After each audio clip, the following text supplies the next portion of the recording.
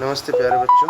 आज की इस वीडियो में हम लोग जो देखने वाले हैं, जो प्रॉब्लम है वो है find the element which has not appeared twice, which has not appeared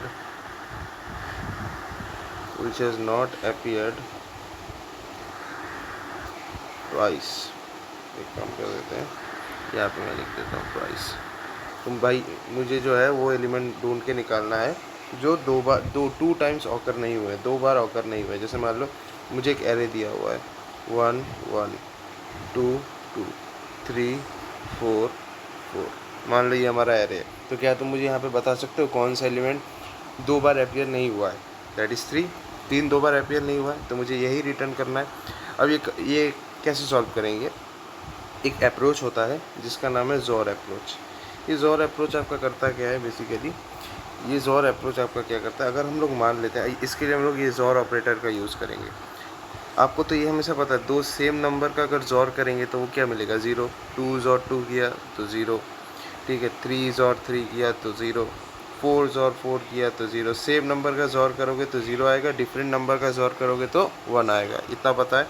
तो एक काम करेंगे हम लोग, सीधा सीधा एक लूप चलाएंगे, ठीक है। एक लूप चलाएंगे जो स्टार्टिंग से लेके एंड तक चलेगा, और हर एक आइटरेशन में हम लोग क्या करेंगे? नंबर्स का ज़ोर करते हुए जाएंगे। तो 1 ज़ोर 1, फिर उसके साथ ज़ोर 2, फिर उसके साथ ज़ोर 2, उसके साथ ज़ोर 3, उसके साथ ज़ोर 4, नेक्स्ट आइटरेशन में ज़ोर 4, ऐसे आइटरेटिवली करते जाएंगे, ठीक है।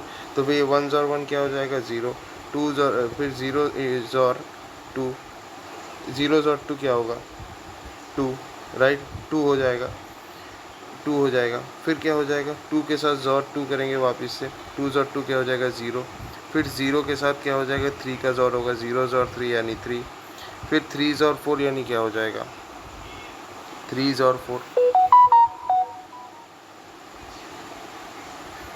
बताओ।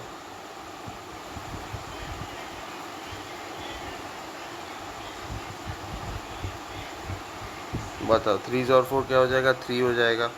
फिर 3 और फिर वापस 4 है, तो यानी 3 ज़ोर 4 वापस होगा, ये क्या हो जाएगा? 3। सो अल्टीमेटली हमारा आंसर क्या आ रहा है? 3। तो ये जो ज़ोर अप्रोच है, ये सबसे बढ़िया अप्रोच है। इसी अप्रोच को हम करते हुए जाएंगे, ठीक है। देखो, तो इसका लॉजिक क्या होगा? सबसे पहले देखो, हमें लॉजिक तो समझ में आ चुका है, ठीक है। हमें इतना तो समझ में आ चुका है कि हमें बस ज़ोर करते हुए जाना है, एक लाइन में आंसर आ जाएगा। तो देखो कैसे करेंगे। तो सबसे पहले हम एक फंक्शन लेंगे, ठीक है। हमें तो बस वो एलिमेंट रिटर्न करना है। तो हमारा जो फंक्शन होगा वो इन टाइप का होगा।